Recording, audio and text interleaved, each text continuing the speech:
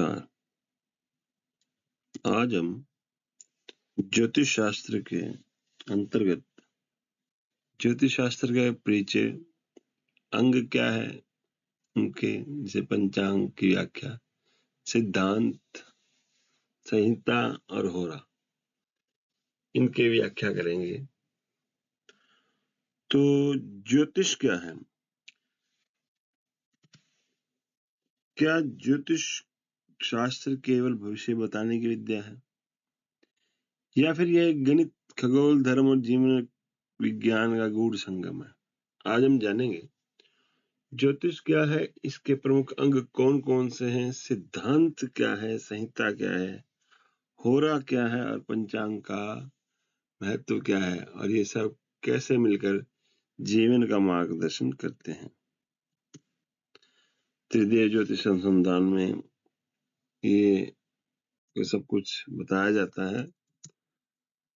आज ज्योतिष का परिचय देते हुए एक श्लोक है, ज्योतिषम नाम वेदानाम चक्षुरेव न संशय ये सर्वाणि भूतानि ज्ञायन्ति काल वर्तमान।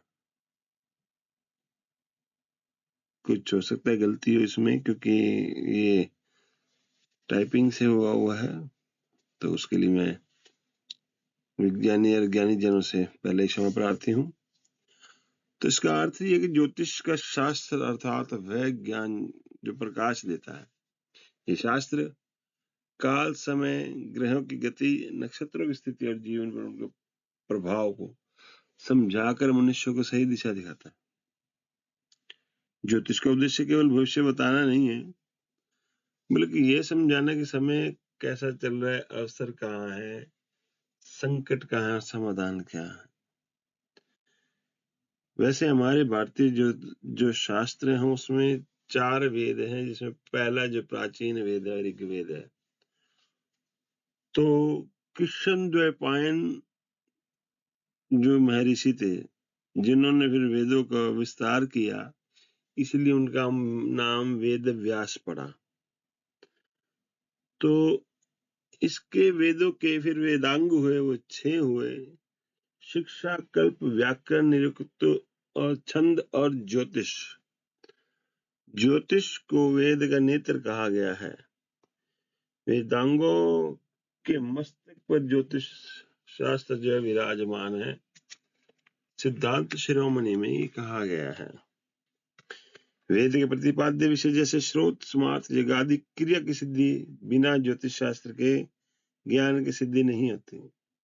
ज्योतिष शास्त्र के में ग्रह, नक्षत्र, तारा आदि की स्थितियों को समझ करके संसार में घट चुकी और घटने वाली घटनाओं का अध्ययन किया जाता है।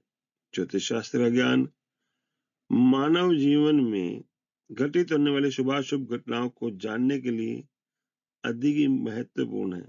इसमें आस्था होना स्वयं में ही वैज्ञानिकता सिद्ध करता है। देखो, काफी अगर आप अर्थार्जन के लिए भी, चाहे आप ज्योतिष सीखने के लिए आए हैं, लेकिन इसमें विश्वास है तो उसकी वैज्ञानिकता अपने आप में ही सिद्ध होती है। जो सत्य का ज्ञान करा रहा वही शास्त्र है। ज्योतिरश्चेति ज्योतिषम, प्रकाश से संबंध प्रकाशवान। ज्योतिषम सूर्य आदि ज्ञानाम बोधक शास्त्राम, सूर्य आदि ग्रहों और कालों को बोध कराने वाला शास्त्र है। ग्रह गणितम ज्योतिषम, ग्रहों की गणना ही ज्योतिष है। अच्छा, ज्योतिष का दूसरा नाम काल विधान शास्त्र भी कहते हैं। कालाधीनम जगत सर्वम, ये जगत जो है काल के अधीन है, और उसी काल की गणना उसके सिद्धांत गणित और खगोल आधारित पर और संहिताओं में पूरे विश्व की प्राकृतिक घटनाओं जैसा, और होरा में जातक के बारे में बताया जाता है। तो आगे चलते हैं कि सिद्धांत जो है ये 3 अंग है, इसके भागों में भी विभाजित है। सिद्धांत जिसमें गणित और खगोल आधारित भाग है। संहिता प्राकृतिक घटनाओं जैसे बाढ़ हो गई, सूखा पड़ गया, जब अलग अलग जो घटनाएं होती राजनीति की, पूरे राष्ट्र समाज के जो संयुक्त किसी घर, परिवार, देश विदेश के बारे में जो भविष्यवाणी की जाती है, वो संहिता शास्त्र से। होरा व्यक्तिगत की एक व्यक्ति की कुंडली और जीवन फल, इन तीनों को मिलाकर ही ज्योतिष पूर्ण बनती है। सिद्धांत की तरी परिभाषा देखेंगे कि गणितम गृहगत्यार्थम सिद्धांत परिकीर्तितः तिथि नक्षत्र योगादि ज्ञायते तेन निश्चितम। सिद्धांत ज्योतिष का वह भाग है जो पूर्णतः खगोल और गणित पर आधारित है। इसमें ग्रहों की गति, उदय अस्त, चंद्र सूर्य की स्थिति, ग्रहण, अयन, विश्व आदि की गणना की जाती है। सरल शब्दों में कहें तो सिद्धांत वह ज्ञान है जो पंचांग और कुंडली का आधार बनाता है। अगर सिद्धांत अर्थात गणना गलत हो जाए तो पंचांग गलत होगा, और पंचांग गलत हुआ तो मुहूर्त, कुंडली, फलादेश भी गलत हो जाएगा। आगे संहिता के बारे में बताएं तो प्रकृति और राष्ट्र का ज्योतिष है ये।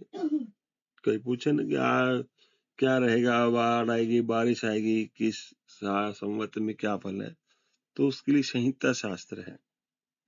देश काल वसात ज्ञेयम संहितायाम शेषतः वृष्टि विक्षुभयादीनाम लक्षणम तत्र दृश्यते।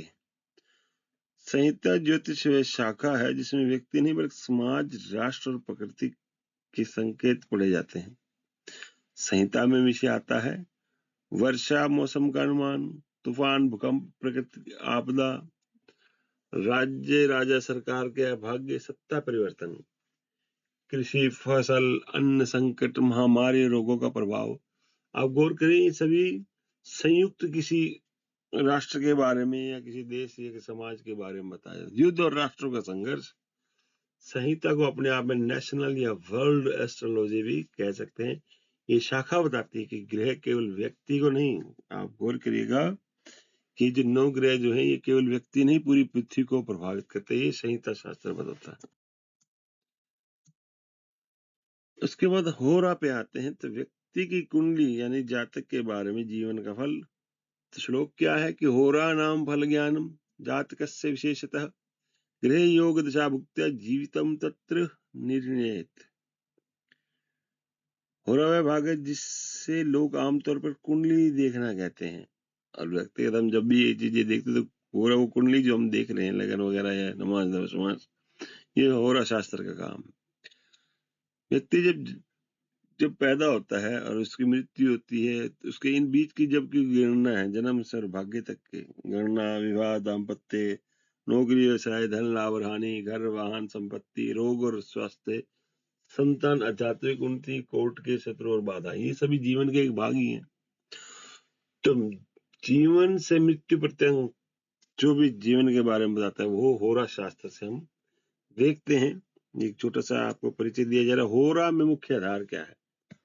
ग्रह, राशियां जो कि 12 है, 9 ग्रह जो 9 है, भाव, योग, दशा, भुक्ति, गोचर। होरा का लक्ष्य क्या है? जीवन के समय चक्र को समझकर सही निर्णय लेना। पंचांग अब क्या है, इसमें शुद्ध संस्कृत में श्लोक देखे तो तिथि वार नक्षत्रम योग कर्णमेव च एते पंचांग संज्ञा स्यु काल ज्ञानस्य कारणम। हो सकता है श्लोक में तिथिर वार होता है वैसे, क्योंकि कंप्यूटर से ऐसा कुछ हुआ तो थोड़ा सा रहेगी त्रुटि। पंचांग का अर्थ है समय के 5 अंग। ये ज्योतिष के सबसे आवश्यक और दैनिक उपयोगी भाग है। पंचांग के भी 5 अंग है। तिथि जो बताया गया, तिथि के बारे में कहा गया शुक्ल कृष्ण विभागेन तिथि स्यात् चंद्र सूर्ययो अंतरम द्वादशासेन ज्ञायस्य तिथि रुच्यते। तिथि और चंद्रमा और सूर्य के बीच का कोणीय अंतर, यानी कि जो इसमें जो कोणीय अंतर है तिथि का, जैसे सूर्य 13 अंश और चंद्रमा जो है 1 अंश जो चलता है, ऐसे ही बताया जाता है। तिथि की अगर हम व्याख्या करें, तिथि के बारे में हम सिर्फ यही कहेंगे कि तिथियों में जो इसका सूर्य और चंद्र के 12 अंश गति अंतर को तिथि कहते हैं। जैसे तिथि में सूर्य रोज एक अंश चलता है, जो 30 दिन में दूसरी राशि में जाता है। चंद्रमा 13 अंश चलता है रोज। इन दोनों के मान में 12 अंश का फर्क होता है, इसलिए तिथि का अधिकतम मान जो है 66 घटी, न्यूनतम मान 54 घटी होता है। और एक घटी में 24 मिनट माफ कीजिएगा, और 60 घटी में 24 घंटे हैं। तो सूर्य और चंद्रमा के 12 अंश गति अंतर को ही तिथि कहते हैं। ठीक है, ये कारण है कि एक ही दिन में तिथि कभी बढ़ जाती है और कभी क्षय हो जाती है। तिथि से व्रत, उपवास, शुभाशुभ कार्यों का निर्णय होता है।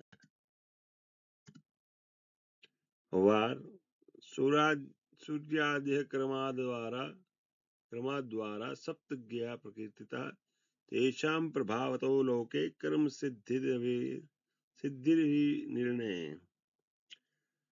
वार 7 होते हैं, सूर्य, चंद्र, मंगल, बुध, गुरु, शुक्र, शनि। हर वार का अपना ग्रह प्रभाव होता है। आप देखते ना कि वार कई बार मन में इसके बारे में संशय आता है कि आखिर जो वार है वो वार सूर्य से क्यों शुरू हुए। एक सूर्योदय से दूसरे सूर्योदय तक समय को वार कहते हैं। अहोरात्र यानी 24 घंटे का वार दिन कहलाता है, वही वार 7 होते हैं। अब वारों में भी कुछ एक है, उसकी डिटेल आगे दी जाएगी।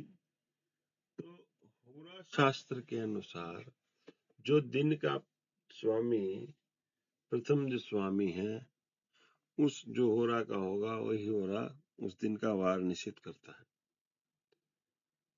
तो वार 7 होते हैं, सूर्य, चंद्र, मंगल, बुध, गुरु, शुक्र, शनि। हर वार का अपना ग्रह प्रभाव होता है। वार से यह पता चलता है कि दिन की ऊर्जा किस ग्रह के अधीन है। तो नक्षत्र के बारे में जो कहा जाएगा, अश्विन्यादीनि नक्षत्राणि सप्तविंशतिरुच्यते चंद्रस्य गमनम गेयम तेषां मार्गे स्थितम। नक्षत्र जो है 27 होते हैं। चंद्रमा जिस नक्षत्र में वही दिन की मानसिक ऊर्जा और परिणाम को प्रभावित करता है। नक्षत्र से विवाह, यात्रा, नामकरण, मुहूर्त आदि का निर्णय किया जाता है। उसके बाद पंचांग में तिथि, वार, नक्षत्र के बाद आता है योग। सूर्य चंद्र गति योग है पंचविंशति स्मृति, शुभाशुभ फल प्रदेश योगो नाम कीर्तित है। योग सूर्य और चंद्रमा की संयुक्त गति से बनता है। ये योग 27 होते हैं और शुभाशुभ प्रभाव देते हैं। योग से तय होता है कि कार्य में सफलता होगी या बाधा।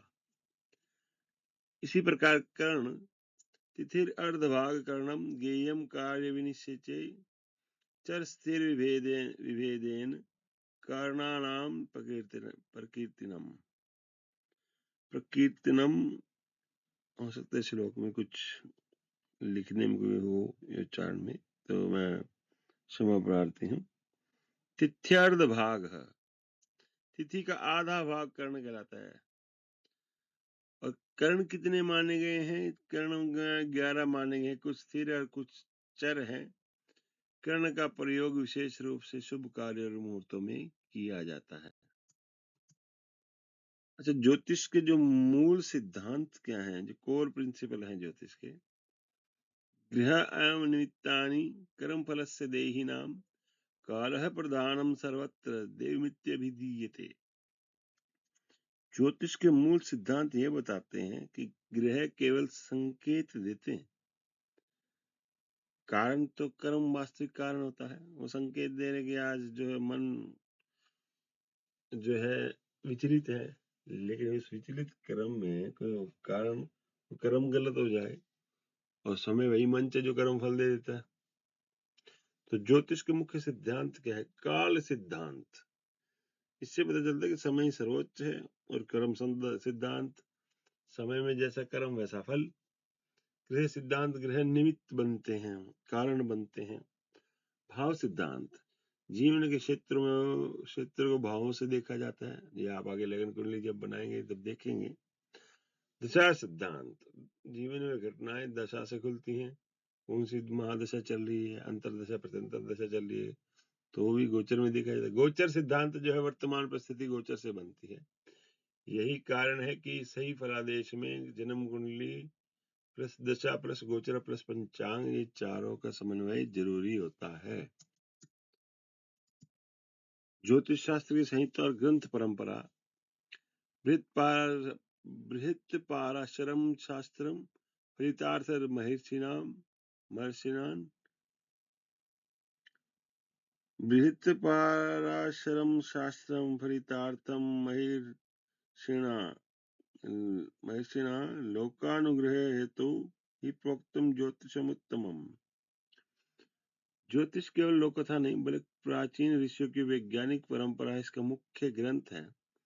बृहत् पाराशर होरा शास्त्र, बृहत् संहिता सूर्य सिद्धांत, जातक पारिजात, फल दीपिका, सारावली, मुहूर्त चिंतामणि, इन ग्रंथों में केवल भविष्य नहीं बल्कि जीवन नीति और धर्म का विज्ञान भी छिपा है। इसका जो निष्कर्ष है, ज्योतिष शास्त्र की क्या जरूरत है, हमने पीछे पता किया कौन कौन से अंग हैं, उसका बेसिक क्या है, कहाँ जो है सिद्धांत शास्त्र है, संहिता शास्त्र है, होरा शास्त्र है, पंचांग के बिना भी कोई गणना नहीं की जा सकती।